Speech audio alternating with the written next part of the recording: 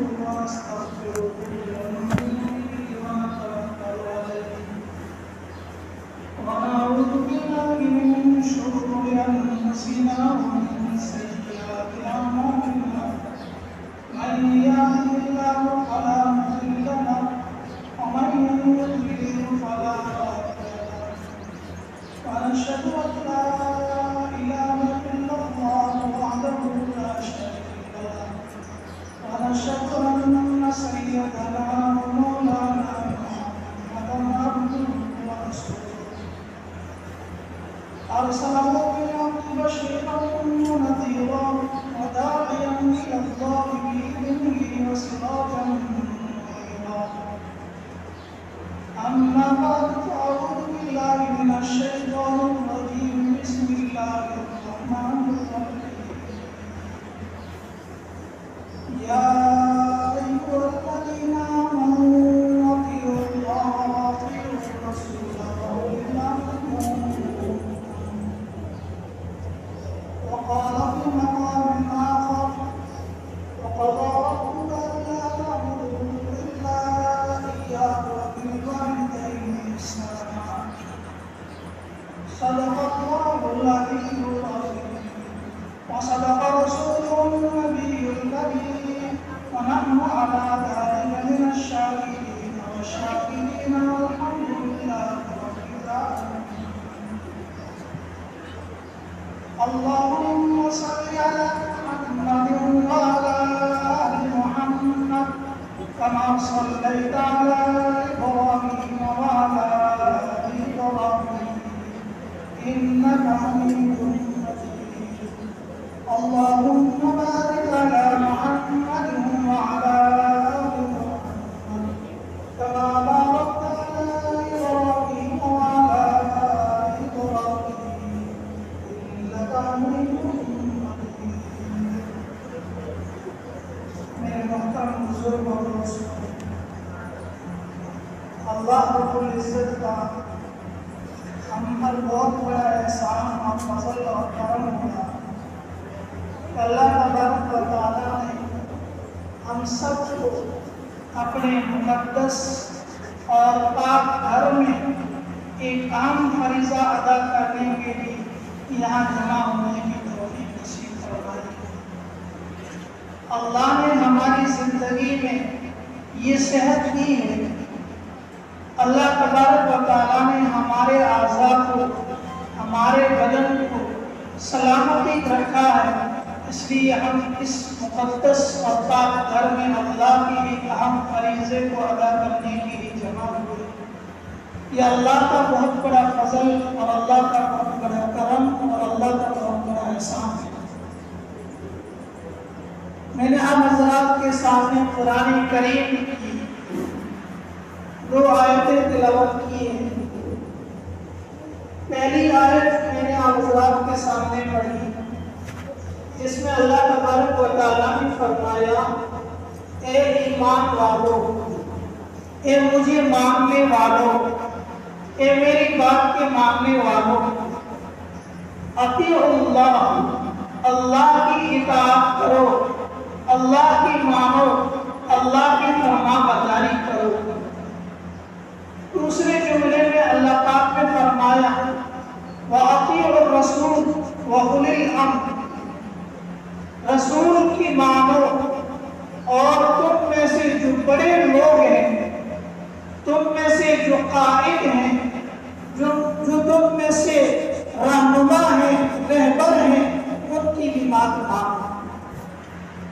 اس آیت کے اندر اللہ تبارک و تعالیٰ نے اپنے حق کو بھی بیان کیا ہے اور اپنے بندوں کے حقوق کو بھی بیان کیا ہے۔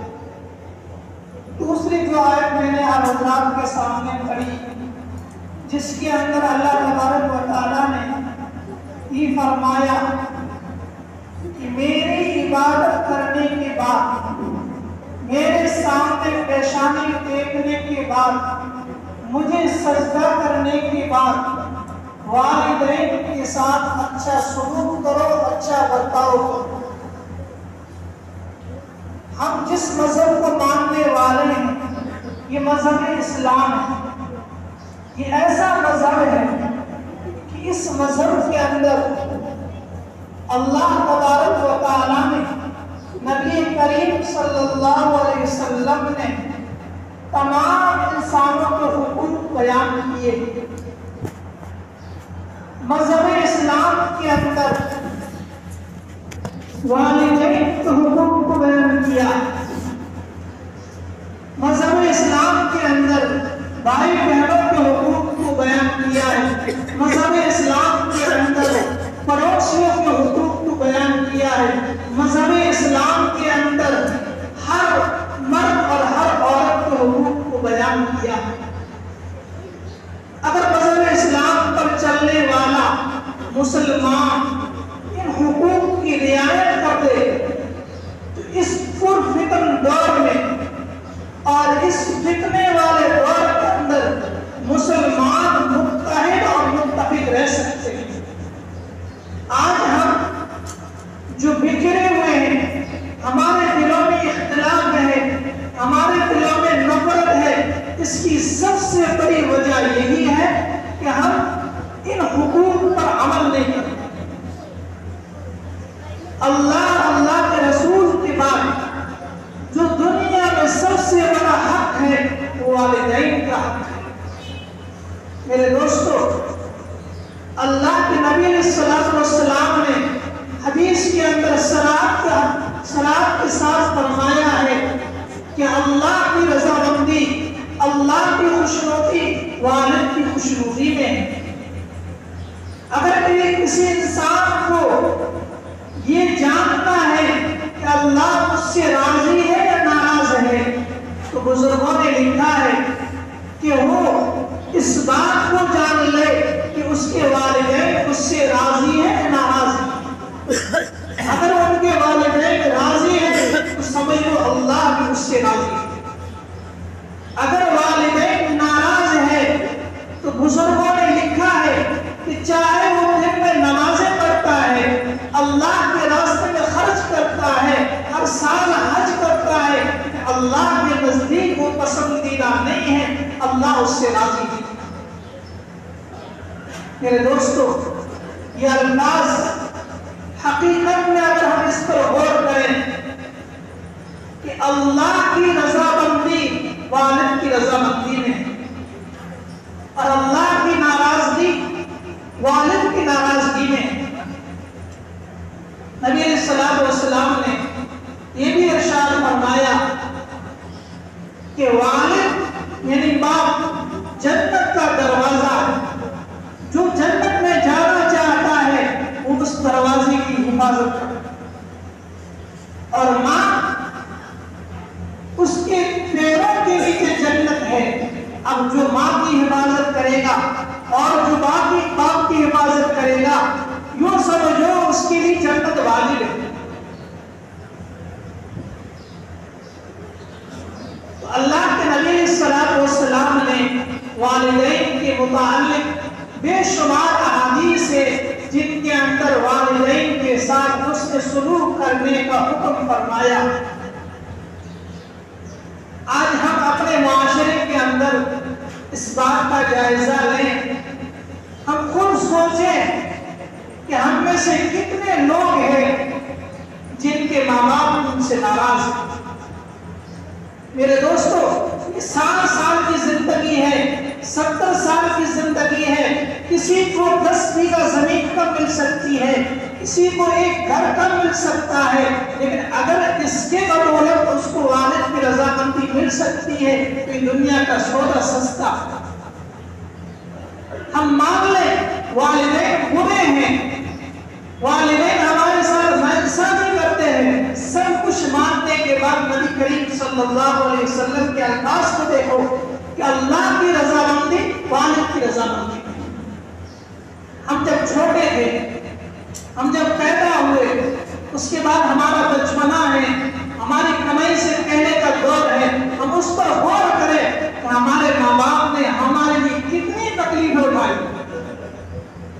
ہم بھی صاحب اولاد ہیں، ہمارے بھی اولاد ہے، ہم بھی اپنے اولاد کے لیے تکلیفیں اٹھاتے ہیں، تب ہمیں محسوس ہوتا ہے کہ ہمارے لیے ہمارے والدین کے نامعلوم دور ہے. آج کا دور تو بڑے عیش اور عشرت کا دور ہے.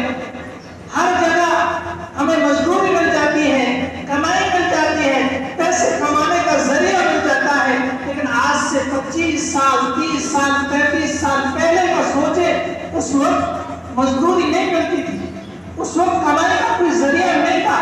لیکن ہمارے والدین نے ہمارے لیے اتنی محنت کی کہ کسی کو عالم بنایا، حافظ بنایا، قاری بنایا، کسی کو ڈاکٹر بنایا، انجینئر بنایا، کسی کو تاجر بنا دیا. لیکن آج وہ سوچتا ہے کہ میں پہلے بھی ایسا ہی تھا کیسا آج. حضرت ابو ہریرہ رضی اللہ تعالیٰ عنہ کی حدیث ہے، وہ فرماتے ہیں نبی کریم صلی اللہ علیہ وسلم سے پوچھا کہ میرے حسن سلوک کا سب سے زیادہ حقدار کون ہے؟ نبی کریم صلی اللہ علیہ وسلم نے فرمایا تیری ماں. پھر حضرت ابو ہریرہ رضی اللہ تعالیٰ عنہ نے سوال کیا کہ اس کے بعد میرا حسن سلوک کا سب سے زیادہ حقدار کون ہے؟ نبی علیہ الصلوۃ والسلام نے پھر جواب دیا تیری ماں. تیسری مرتبہ پوچھا، پھر فرمایا تیری ماں. چوتھی مرتبہ پوچھا، پھر فرمایا تیرا باپ. اس سے یہ ثابت ہوتا ہے کہ ماں باپ میں سب سے مقدم حق ہے ماں کا. باپ اپنے روح کے ذریعے سے، اپنے نام کے ذریعے سے، اپنے سخت قول کے ذریعے سے اپنا کام کروا سکتا ہے، لیکن ماں پیار اور محبت کے ساتھ کہتی ہے. اس لیے بچے باپ کی زیادہ مانتے ہیں، ماں کی کم مانتے ہیں. لیکن نبی علیہ الصلوۃ والسلام نے 3 مرتبہ فرمایا سب سے زیادہ تیرے حسن سلوک کے حقدار تیری ماں. میرے دوستو، ہم اپنے ماں کے ساتھ میں سب سے اچھا سلوک کریں، ان کے ساتھ نرمی سے پیش آئیں، ان کے ساتھ جا کر کے چند منٹ کے لیے باتیں کر لیں، ان کے پاس بیٹھ کر کے ان کے ٹکڑے سن لیں. میرے دوستو، سب سے بڑی نعمت ہے اس دنیا کی.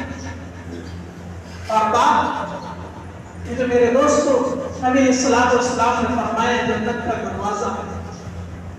جن کے ماں باپ دنیا سے رخصت ہو چکے ہیں ان کو معلوم ہے کہ ماں باپ کی نعمت کتنی بڑی نعمت ہے.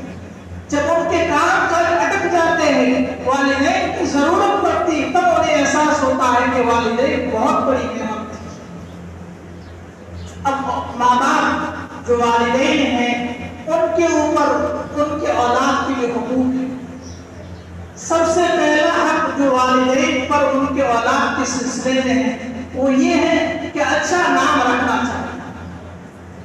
کسی نبی کا نام، کسی صحابی کا نام، کسی تابعی کا نام، کسی تبع تابعی کا نام، کسی اولیاء اللہ کا نام یا کسی بزرگ کا نام یا اسلامی نام ہونا چاہیے. آج ہمارے معاشرے کے اندر یہ بات پھیلی ہوئی ہے کہ نیا نام ہونا چاہیے، جس کے معنی چاہے کچھ بھی ہو لیکن نام نیا ہونا چاہیے. میرے دوستو، نام نیا مت رکھو، نام کسی صحابی کا رکھو تاکہ ان کی صفات آپ کے بچے کے اندر پیدا ہو. نام کسی تابعی کا رکھو تاکہ اس کی صفات آپ کے اولاد کے اندر منتقل ہو. نام کسی اللہ کے ولی کا رکھو تاکہ اس کی صفات آپ کے بچے کی طرف منتقل ہو. نام کا اثر پڑتا ہے. اچھا نام رکھنا والدین پر بچوں کے سلسلے کا حق. دوسرا حق جو والدین پر ماں باپ کا ہے وہ یہ ہے کہ اچھی تعلیم دینا. دین کی تعلیم دینا فرض ہے. نماز سکھانا، نماز کے فرائض واجبات اور ان کے ارکان سکھانا، اور اسی طرح سے روزہ، زکات، حج کے ارکان وغیرہ سکھلانا یہ ماں باپ پر فرض ہے. اگر نہیں سکھلاؤ گے تو آپ سے پوچھ ہوگی، آپ کی پکڑ ہوگی. تیسرا جو حق ہے وہ یہ ہے کہ اچھی جگہ پر اس کی شادی کر دی جائے. جب وہ شادی کے لائق ہو جائے تو اس کی شادی کر دی. نبی کریم صلی اللہ علیہ وسلم نے فرمایا کہ شادی 4 خوبیوں کو دیکھ کر کے کی جاتی ہے. کسی جگہ منگنے کی جائے تو 4 خوبیوں میں سے ایک خوبی جو سب سے افضل ہے اس کو ترجیح دی، لیکن 4 خوبیوں کی وجہ سے کی جاتی ہے.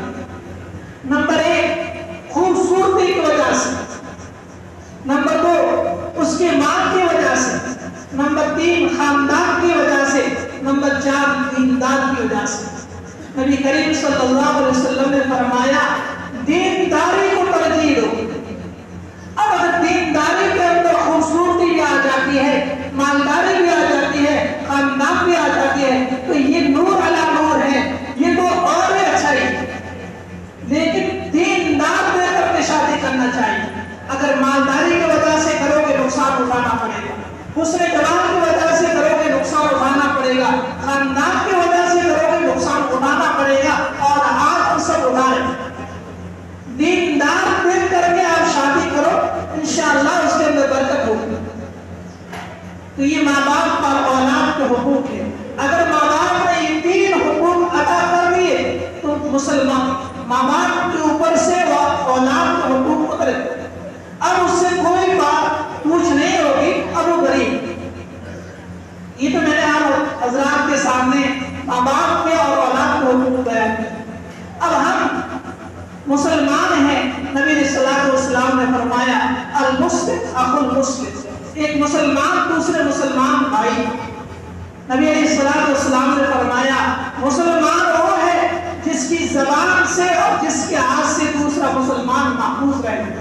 المسلم من سلم المسلمون من لسانه ويده۔ میرے دوستو، آج ہم غور کریں کہ اگر مسلمان کا معاشرہ کسی کو ستاتا ہے تو اگر مسلمان بھائی کو ستاتا ہے، کسی کو دکھ دیتا ہے سب سے پہلے اپنے سگے بھائی کو دکھ دیتا ہے، اگر دکھ دیتا ہے تو سب سے پہلے اپنے چچا کو دکھ دیتا ہے، اگر ستاتا ہے تو سب سے پہلے اپنے بھتیجے کو ستاتا ہے۔ یہ تو مسلمان کے حقوق ہے۔ ایک مسلمان دوسرے مسلمان کا بھائی ہے، اور مسلمان وہ ہے جس کی زبان اور ہاتھ سے مسلمان محفوظ رہتا ہے۔ اور یہ قریبی رشتے دار ہیں، ان کے تو نبی علیہ الصلوۃ والسلام نے اتنے حقوق بیان کیے ہیں کہ اگر ہم ان کو بیان کریں اور ہم اس پر عمل کر لیں، میرے دوستو آج اختلافات اور نفرتیں ختم ہو جائیں۔ شریعت کے اندر کوئی ایسا آدمی، کوئی ایسی عورت، کوئی ایسا رشتہ دار نہیں ہے کہ جس میں شریعت کا حق بیان نہ کیا۔ نبی کریم صلی اللہ علیہ وسلم کی حدیث ہے، نبی علیہ الصلوۃ والسلام نے فرمایا وَلِنَفْسِكَ عَلَيْكَ حَقٌّ، تیری جان کا، تیرا نفس کا تیرے اوپر حق ہے۔ تیرے نفس کو تکلیف میں نہ ڈالنا، آرام دینا، یہ تیرے اوپر حق ہے۔ نبی علیہ الصلوۃ والسلام نے فرمایا وَلِزَوْجِكَ عَلَيْكَ حَقٌّ، تیری بیوی کا تیرے اوپر حق ہے۔ تو میرے دوستو، اللہ کے نبی علیہ الصلوۃ والسلام نے جو ہمیں حقوق بتلائے ہیں، ان حقوق پر عمل کرنا ہمارے لیے اہم اور ضروری ہے۔ ایک مسلمان کے دوسرے مسلمانوں پر عام بیشتر چند حقوق بیان کیے جاتے ہیں۔ سب سے پہلا حق یہ ہے کہ جب مسلمان دوسرے مسلمان بھائی سے ملاقات کرے تو سلام، اور سلام کے اندر اور جواب دینے کے اندر دونوں کے اندر سلامتی ہے۔ ہمارے استاد حضرت مفتی سعید احمد صاحب کامل رحمۃ اللہ علیہ نے لکھا ہے کہ اگر مسلمان اس ایک سنت پر عمل کر لے، اس ایک حق پر عمل کر لے، تو اس کے خاندان میں، اس کی برادری میں، اس کے معاشرے میں نفرت ختم ہو جائے گی۔ اگر سلام کو عام کر دیا جائے، ایک دوسرے کو سلام کرنے میں پہل کرنے شروع کر دے تو اختلافات ختم ہو جائے۔ اور حضرت مالک پوری رحمۃ اللہ علیہ نے یہ بھی لکھا ہے کہ اگر نماز کے وقت میں آدمی جب مسجد میں آئے اور صفوں کے اندر کھڑے ہو، کندھے سے کندھا ملا لے، تو بھی آپس کی نفرت ختم ہو جائے۔ آج مسجدوں میں گرمیوں کی وجہ سے یا دوسری کسی نفرت کی وجہ سے ایک دوسرے کے پاس میں کھڑے ہوتے ہیں لیکن فاصلہ رکھتے ہیں، اس کی وجہ سے نفرت اور اختلافات بڑھتے ہیں۔ آپس میں ملنے کے لیے حضرت مالک پوری رحمۃ اللہ علیہ نے لکھا ہے کہ اس سلام پر عمل کر لیا جائے اور سبوں کو پر کر لیا جائے، آپس کے اختلافات اور نفرتیں ختم ہو جائیں۔ دوسرا حقوق، جب ایک مسلمان دوسرے مسلمان بھائی کو دعوت دے تو ضرور قبول کرے۔ تیسرا حق، ایک مسلمان بھائی جب چھینک آئے اور الحمدللہ کہے تو دوسرا بھائی اس کے لیے الحمدللہ کہے۔ چوتھا حق، جب ایک مسلمان بھائی بیمار ہو جائے جائے تو اس کی عیادت کے لیے جائے، اس کو دیکھنے کے لیے جائے۔ پانچواں حق یہ ہے کہ جب ایک مسلمان بھائی فوت ہو جائے، انتقال ہو جائے تو اس کے لیے جنازے میں جائے۔ چھٹا حق اور سب سے عام حق ہے کہ جب ایک مسلمان بھائی دوسرے مسلمان بھائی سے مشورہ لے، صلاح پوچھے، ان سے رائے لے تو خیر خواہی کے لیے رائے لے، اس سے اپنی نفرت، اپنا حسد اور اپنے بدلہ لینے کے لیے رائے نہ دے، اس کو کسی گڑھے میں ڈالنے کے لیے رائے نہ دے، خیر خواہی کی رائے دے۔ اگر کوئی مسلمان دوسرے مسلمان بھائی سے مشورہ لیتا ہے، کوئی رائے پوچھتا ہے تو اس کو خیر خواہی کی رائے دے، اس کو اچھی رائے دے، اس کو اچھا مشورہ دے۔ اس پر بزرگوں نے لکھا ہے یہ 6 حقوق جو موٹے موٹے آپ کے سامنے بیان کیے ہیں، اگر ان 6 حقوق پر مسلمان عمل کرتا ہے تو آپس سے نفرت، اختلافات اور یہ جو دوریاں ہیں ختم ہو جائیں گے۔ اللہ تبارک و تعالی ہم سب کو Thanks for watching. Don't forget to like, comment, share and subscribe to Al Wahid channel.